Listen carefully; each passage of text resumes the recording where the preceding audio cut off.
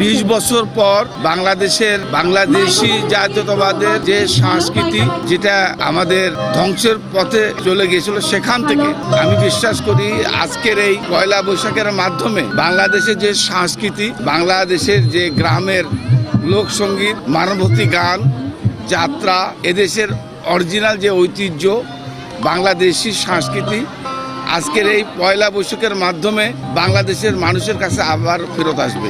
রংপুর শহরে নিরিবিলি ও মনোরম পরিবেশে অবস্থিত রংপুর গ্রুপের প্রিমিয়াম আবাসন প্রকল্প আনান সিটিতে নগদ মূল্য ও সহজ কিস্তিতে প্লট এবং কন্ডোমিনিয়াম অ্যাপার্টমেন্ট বিক্রয় চলছে।